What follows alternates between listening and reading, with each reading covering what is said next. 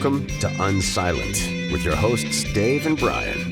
This is not another current events podcast. We are digging deeper, diagnosing, and discussing what's really going on today, how we got here, and providing observations for future generations.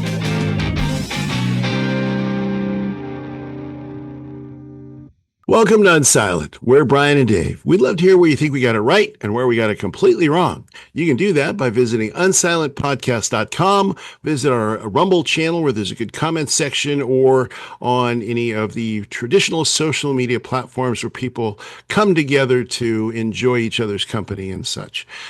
So, we're nearing the end of the year now, and a fascinating year, I'd say. Indeed, as have the last few been. Yeah, they have been. Yeah, they've been had a number of unexpected twists and turns, I would say. Yeah, for sure. A couple of things caught my attention. One was a Newsweek. They, you know how a lot of times on social media they take an old image and they put it next to a new image to show the contrast, right? So here's a Newsweek headline from August 25th, 2021. Newsweek, big organization, credible, reputable, like serious news organization. Right. So August 25th, 2021. The headline: Are you unvaccinated? It's time to make end-of-life plans. Oh, geez. Okay. So if you're unvaccinated, it was time to plan your funeral because you're gonna die. It was game over. Right? Yep. Now some of the people who were pushing back against vaccines were like, hey, we kind of heard this thing about myocarditis, and we kind of maybe heard some stuff that there might be some things if you have heart issues, maybe. Well, that was squashed. People lost their jobs. Right. People were deplatformed, kicked off of different channels. Like, okay. So, but that was a legitimate pushback for some people who were like, I'm not sure this is for me, but who were of course squashed and their lives ruined in some ways, some worse than others. Okay. Now let's fast forward. So just under 4 years later, new Newsweek headline. This is from June 27th, 2025. COVID vaccines heart risk warning update. Okay. And then here's another one from the Telegraph. That's the UK paper, I think. Again, they were not easy on people who were resistant. Their headline: How COVID vaccines can cause heart damage. This is December 10th, 2025. Wow. Yeah. I mean, those were, as you said, if you said anything like that before, you were an anti-vaxxer. You were basically, anti-science. You were endangering everybody around you by saying such a thing. Oh my gosh. Yeah. So here's another one. This one compares New York Times headline from November 18th, 2020. New Pfizer results: coronavirus vaccine is safe and 95% effective. And then it contrasts with that Telegraph headline: how COVID vaccines can cause heart damage. Oh my gosh. So, I suspect that people were dealing with this 2,500 years ago. The same kind of thing where, like the emperor has no clothes, like that whole thing. Copernicus and actually the sun does not go around the earth. Like, these feel like stories as old as man, right? Yeah. But the reason I'm chuckling is because every year as we advance technologically, we say, well, yeah, but we're not like those rubes. Like, those are cave people, for crying out loud. We're so much more evolved. Well, yeah, and I think it's fascinating that these things come out now when it's kind of safe, so to speak, to bring them up. It's like, well, we've learned so much in that period of time. Well, people were saying the same thing back then. No, but they didn't know back then. So, the excuses that are made around this whole thing, around the cautions and just the cautions of youth, right? It's like, well, youth pretty much don't get it except for some high-risk youth. So why are we giving him vaccines? No, you can't be. You're an anti-vaxxer. And no matter what you said, it was the same set of accusations. You're anti-vaxxer, you're anti-science, you're an alarmist, you're government, you're anti-government, et cetera. So, well, and even on a personal level, I can tell you personally that I got a few, I'd say, not like 30, but a few pretty gnarly direct messages on a social media platform where people basically said, one of them specifically, I remember her grandmother was sick in the hospital. And she essentially said, "It's people like you that did this to my grandmother." And this is somebody like we weren't like close friends for 20 years, but Yeah. we had a meaningful relationship. Like Sure. we were. It was astounding to me that so you had the big corporations and government squashing people, but also like neighbor turning against neighbor kind of a thing Yeah. in a way that I'd never experienced before in my lifetime. But Well, and I think a lot of that happened because people didn't want to entertain the notion that the elites, that those in government in the highest, echelons of science and medicine and the CDC and all these other places could possibly be ill-equipped or not know what to do in the face of this existential threat we're told is in front of us. or worse, had malicious intent with their policies that they were putting in place. Absolutely, exactly. Or yeah, if it was all about more control than it was about, medicine. And so Yeah, I think people didn't want to believe that. And so therefore, the only choice is to level accusations at people that are have some questions. Not even yeah. saying that this isn't true, but saying, I've got some questions about this. Oh, well, you must be an anti-vaxxer. Well, I told you for me what did it was, you can't watch, and pharmaceutical ads are all over. You can't watch TV without seeing pharmaceutical ads. Right, The last 4 seconds of every pharmaceutical ad is the exact same, where they list all the horrible things that can happen to you, including death and like, right, you know, uh, all kinds of horrible things. Like the side effects that they have to disclose oftentimes sound worse than whatever ailment they're treating right. to Yeah, me. exactly. But there's one major exception where that didn't happen. And that was when I was like, this is not, we're not disclosing things, we're guarding things. Right. Why would you guard something that you're manning people? So anyhow, I don't want to go down that whole path because we've covered that. But um, anyhow, the point I was getting at here is I feel like in some ways we talk about our evolution and how we're superior to our ancestors going back hundreds of years, Sure. but I'm going to guess the same behavior was happening in 1452 Sure. and 1138 AD, Yeah.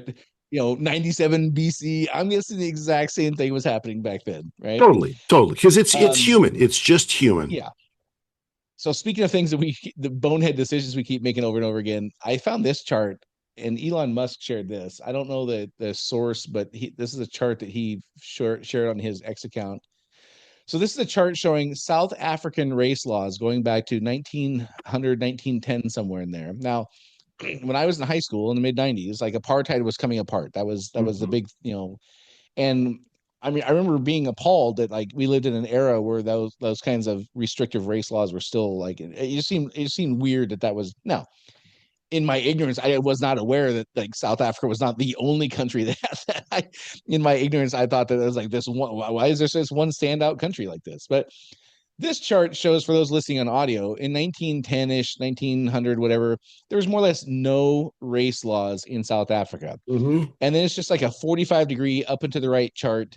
And then peaking at around 1978, 1980, somewhere in there, it looks like maybe a little over 120 laws in South Africa based on race. Mhm. And then there's a sharp decline down to around 50, it looks like, in the mid 90s. Now that's time when I was in high school and like Nelson Mandela was freed and like all the whatever that I don't know if it was a revolution or I don't know what it was, but all the apartheid stuff came undone, right?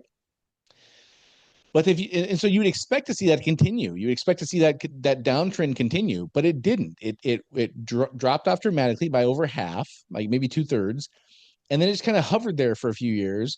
And then starting around the year 1998, it looks like somewhere in there, it just Yeah. off to the races again. And so the previous peak was 120-ish race laws in 1980 or so, and they currently have 140, so more in 2025 than they had in 1980. Now, Interesting. the heroes, the villains, the scapegoats, and victims are the roles are different. We've Yeah. rearranged the chairs of who sits in which role, but it's still laws based on race. And Yeah. again, going back to our like, okay, we feel like we're evolving as a species or whatever. maybe we're not.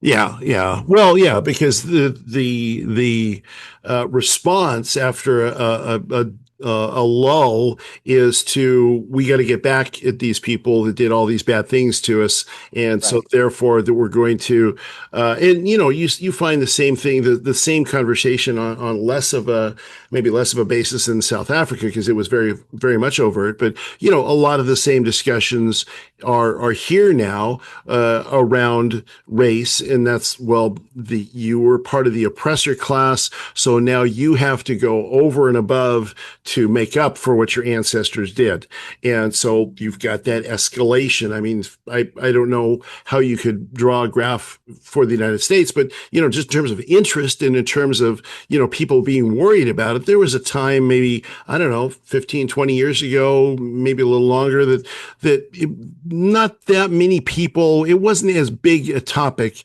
as it has been in the past, 5 to 10 years. Yeah. But it's become a much bigger topic. And why is that? Have people become suddenly more racist, or is it because of just kind of the pushback and an opportunity to gain some ground, an opportunity that people see to gain some ground for their side in this new environment? Yeah, well, I mean, you and I have talked about this. Like one of the recurring themes you and I talk about, or at least I talk about, is there's only two stories in human history. One is God anointed us, or the universe Yep. bestowed upon us this righteousness by which we Yep. can do whatever we want to people, Yep. or your tribe did my tribe so wrong that now we have to overdo it when we retaliate to show you who's Exactly. who. Yep. Like The that's only two Hatfields and stories the in history. McCoys. Yep. Exactly right. So it does feel like we are regressing. So we're coming up on New Year. New Year's always time to look forward and like all the great things we're gonna do. Like personally, a lot of us set goals and have New Year's resolutions, which 87% of those are nixed by the second Friday of Right. January. But That's right. but we always start out with good intentions, right? But companies set goals and people are looking forward to how greener pastures ahead, kind of a thing, Yeah. right? But in looking at 2025, it feels to me like we made major regressions in a couple Yeah. areas, not the least of which is race baiting, race based arguments, I guess would be a better way to say Yeah. it, Yeah. right? Yeah. It's like the content of your character feels like that was just a breeze that came by and we took a nice whiff in and like, oh, that smells pretty good, and then it's just gone. Right. Right. Yeah. Which feels to me like a loss. That feels like a real true net loss. It is, and it's because we're at the point where we've abandoned ideals and we are only interested in power. So, each of the tribes is more interested in tribal power than it is interested in, you know, grand philosophical ideas and arguments about, well, this is the best thing are subservient to does it gain us power or does it not gain us power? Right. So, there's been plenty of times in the past where different sides, if you could say maybe different tribes, right or left, liberal, conservative in the past, would have been arguing about what's the right way to get to this good outcome that we both want. And we Yeah. acknowledge and we say, yeah, I know you want a great outcome like I do, Brian. I just see it a different path to getting there than you do. And so let's come together and let's talk about those things. Now it's like, no, you're evil because you want something different, and therefore I'm going to look for everything that I can find to prove that you're evil, and which makes me shine as the righteous angel by comparison, and therefore give me Yeah. power and money. Well, and justify whatever I might want to do to you. Yeah, exactly. Yeah, I mean, if I, it's hard to look at somebody, you're like, hey, they're just a human being in life doing the best they can, like the rest of us. It's hard to hurt that person. yeah. But if you say that person's a racist who hates everyone who's not just like him and shares his narrow point of view, well, why would the world not be better off without a person like that? Yeah, yeah, exactly. And therefore you're justified in taking their money and their power and everything else. Yeah. And you need me to be the one to do that because, I'm here for you and I'm well spoken and I've got, great hair, all the Yeah. different things that make a powerful media presence. Well, it's funny. We were talking about the COVID thing earlier. It was the mayor of Chicago, Lori Lightfoot, was that her name? Lightfoot, sure, yeah. When she had clamped down on you couldn't go to hair salons and stuff like that, but she went to a hair salon, and when they called her out, she said, "Listen, I take my health very serious. I take my oh, what do you call it when you're like take care of your body? What crap, I can't remember the word now. Yeah, I take that stuff very seriously." It's Yeah. like, well, I don't know. I would argue that the 800,000 people you said can't go do that. They probably take it pretty They seriously might, too. yeah, they might as well. But it's the rules are for thee, not for me. Yep. Yeah, yeah. All right. So, what are some of the other areas that we can reflect on and say, okay, well, we made some progress, technological progress. AI is becoming a thing more and Sure. more. I mean, I know people who now have provable uses for that where it has benefited their life in saving them Sure. money or sped things up. Like so, okay, there's technological advancements there for sure. Sure. I don't know if it was this year or maybe last year, but now we're catching rockets with big tweezers. That feels like a technological advancement Yeah. to me. Yeah. That's Yeah. pretty meaningful. Yeah. So what are the areas you're looking at as you reflect on 2025 and say, well, here's some ways we made some advancements, and then maybe here's some ways that we kind of went backwards. Well, I do kind of think there's been some societal advancement against some of the things that you and I talk about, because there's been a sort of a realization more this year than in previous years that the meaningful human things are incredibly important. Meaningful human things like, connection to your country across the world. There's people that are now becoming more connected to their land and their heritage, and now other people will spin that as being bad.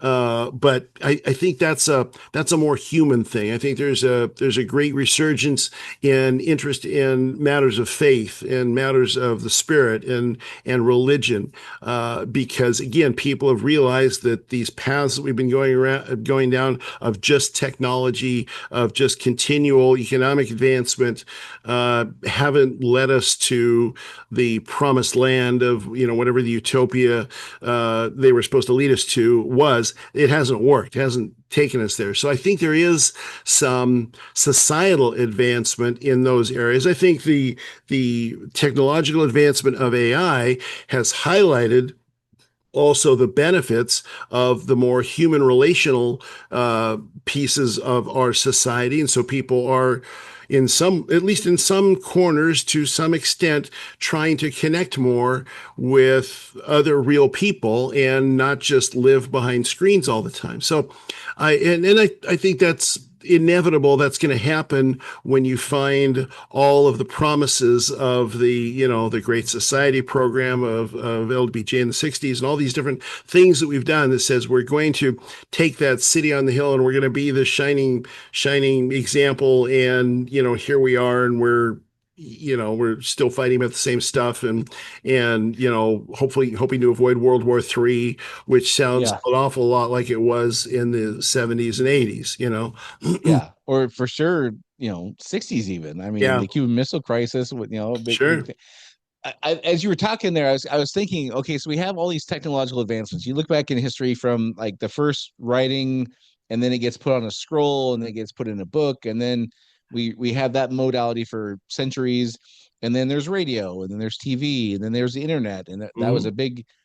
And every step of the way, we always seem to think, now we're going to know what's really going on, Yeah, right? Every step of the way, we thought some version of this is gonna bring us education and knowledge right. and insights, and we're really gonna finally understand what's going on. But also, every step of the way, somebody a little more powerful than the technology kept the information suppressed, and we that has been in lockstep the whole way. It feels like, Yeah, well, and it's again because the most powerful thing is not human aspiration. It's power and control, and the sure, yeah, ability yeah, to, whether it was kings or whether it's bureaucracies and centralized governments. That's where the real power is. I mean, I remember at the beginning of the internet, and the my hope that it would have a more democratizing influence on the world. That if everybody's got access to basically infinite information at any one time,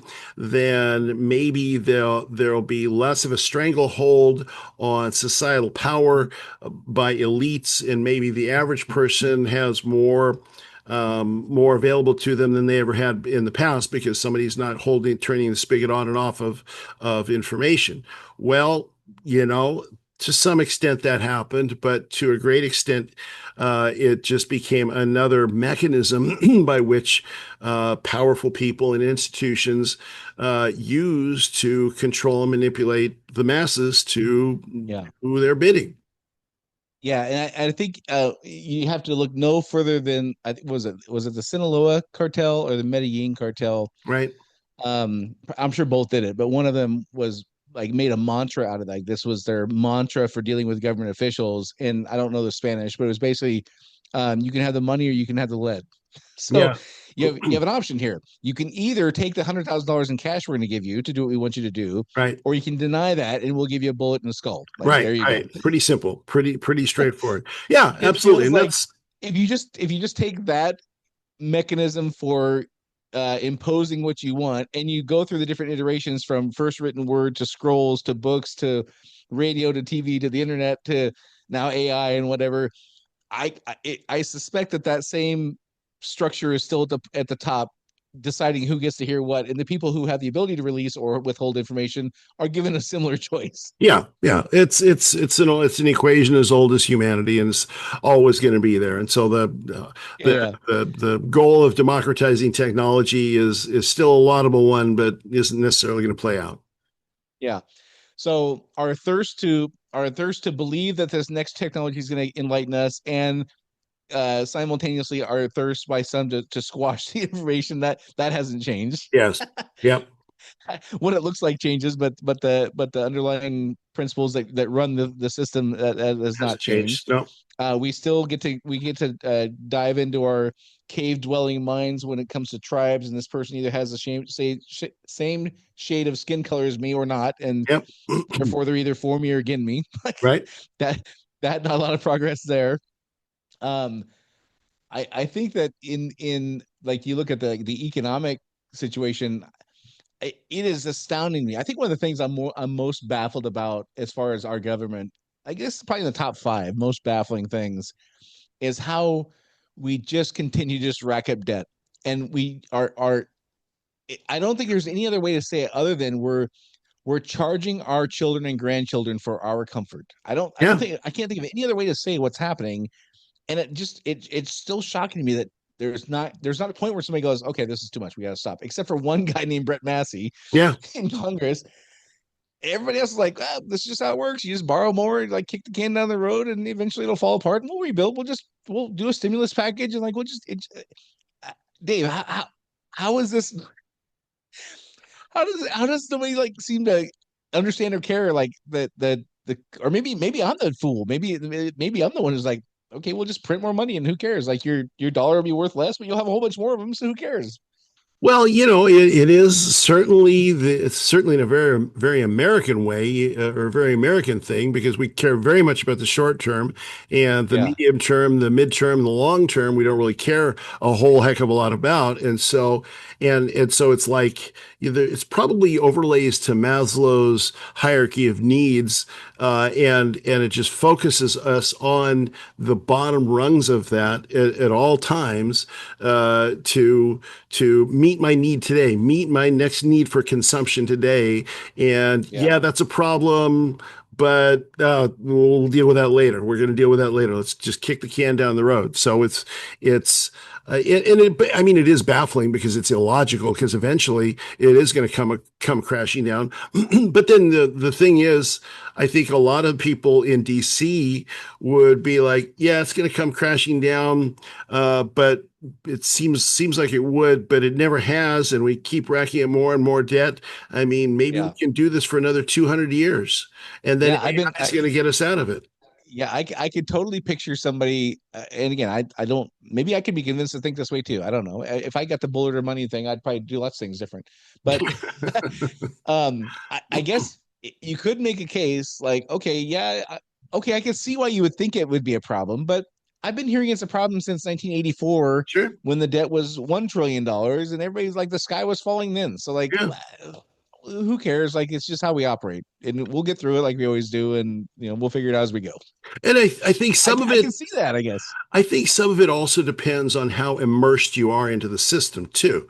So you and I are not power brokers. We're not, we're business guys. And so we're out here living our lives and we look at that and say 37 trillion, that seems like a lot of money to me. I mean, my calculator on my phone, I need a much bigger phone to be able to have all those digits go across it. But maybe if you're a power broker and you're so immersed in the entire system and the entire way of, how all this works. And, we've got so many laws and so many regulations and so many special instruments, they call them in the financial world for, the Fed has special instruments for doing this, which are just, contrived ways of, putting a Jenga house together, like we've talked about in the past, that you think, well, we can just keep gaming this thing forever and ever and ever. And then eventually AI is going to save us anyway, so we don't need to worry about it. Maybe that's the honest mentality that folks get when they're so completely immersed in the system that they can't see anything else. Yeah. Well, I also suspect it goes back to another basic human fundamental driver, which is, do my needs come first or everybody else's? Right. And if you're in the system and you happen to live in one of the 5 richest counties in the country, coincidentally, I'm sure in the DC metro area, yep. And you were making, whatever millions of dollars a year to, make a better life for yourself, you might be inclined to look the other way when you look at, this is probably not good for everyone else, but man, I'm doing pretty well. I'm doing fine. Yeah, exactly. Well, yeah, I think again, that's human nature. That's the low hanging fruit. Well, yeah, I need to do something about this, but that'll be tomorrow. Today, I'm just going to take the $1 million paycheck. Always time next month to get around to this. There's always time. All right, Dave. So what are the things you look back and you say, hey, we actually made some improvement there? You mentioned like people are kind of coming around, like you and I have been talking for the last few months. It feels like the pendulum's kind of swinging back to a little more reality-based criteria for decision making and things like that. But what I mentioned the spaceship, the Starship, being caught with tweet like that. That to me feels like a pretty wild, it's just common now. It may have happened a couple years ago, but it was like it happened once and it was like, holy crap, they pulled it off. But now it's like every other week. I mean, I see the Starship things flying in my backyard sometimes. They leave out of LA and you can see them forever away and whatever. But so that feels like real advancement. What are the other things that pop out to you? I mean, you're in the techie kind of space. What are the advancements you're seeing as you look back on 2025? Well, one of the things I've seen a lot of prototyping of, which seems like a real tangible benefit to AI, is wearable AI technology. And by that, I mean specifically, like I watched a video the other day of, and these are being commercialized right now. They're not all, you can't go down to Walmart and buy them now, but you will be able to maybe next year, maybe the year after, like wearable exoskeletons. So quadriplegics can now walk. And, I think the things where the wearable technologies, whether they're for hearing impaired folks, for visually impaired folks, I think the AI technologies for movement, for exoskeletons, I think all of those things are incredibly promising. I do think the practical implications of robotics for senior care, as an example, are huge because, the place that has the least amount, because of the way we've organized our societies, the place that has the least amount of care available to it are like nursing homes. You go in there and the people that are there are wonderful people, the people that are doing the nurses and the doctors, et cetera, but there's just not enough of them. And we don't value elderly people enough in our society to pay enough money for that. I mean, some families do, and they have the high end ones where there's where it's nice, but for the average person, we don't have that.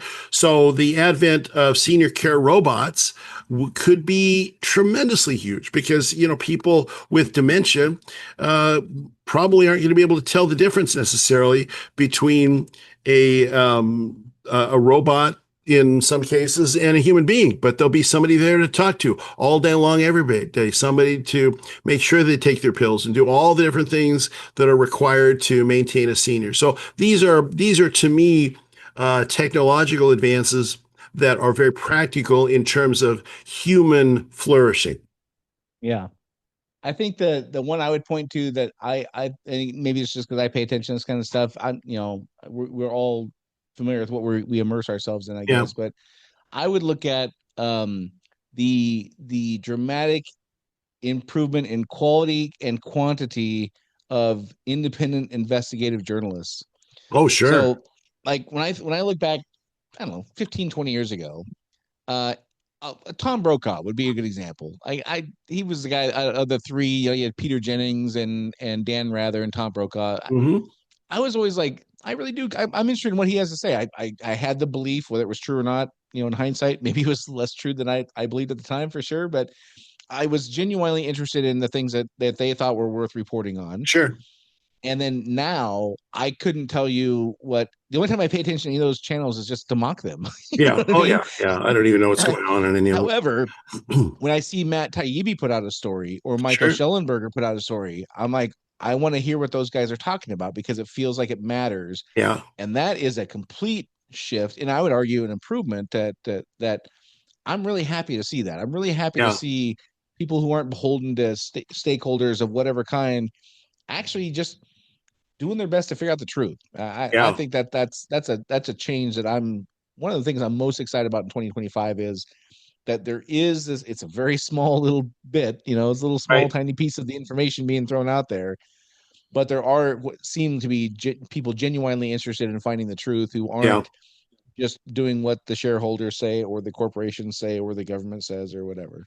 Yeah, I agree. I mean, that is sort of that democratization of the internet that I had hoped for, in the beginning, that to an extent is now coming true now, where people can have reach and can, be found who are alternative voices to the mainstream media and can potentially offer us a deeper insight into things that otherwise we wouldn't have. Now that I hope to see that continue to grow, and I do think it will, because I think people are kind of tired of the rest.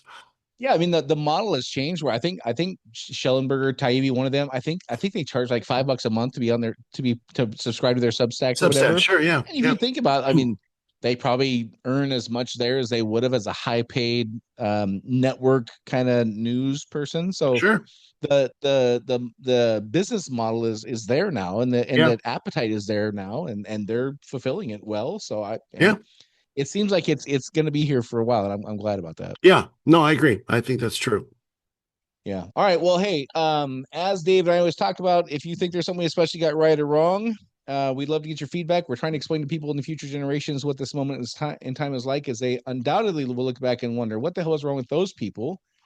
You can give us your input or feedback at unsilentpodcast.com. Rumble has a great comment section. And before we go, Dave, I just want to say Merry Christmas and Happy New Year. Merry Christmas to you too, Brian. I hope you get some time off and do something fun with the people you care about. Absolutely. And you too. And same for anybody listening. Happy New Year, Merry Christmas, whatever holidays you celebrate. I hope it's the best one ever. And until next week, this is Dave and Brian signing off. See you next time. Do you want to be Unsilent? Make your voice heard on our social media channels and share where you think we got it right or wrong. Go to unsilentpodcast.com for social links so you can join the discussion.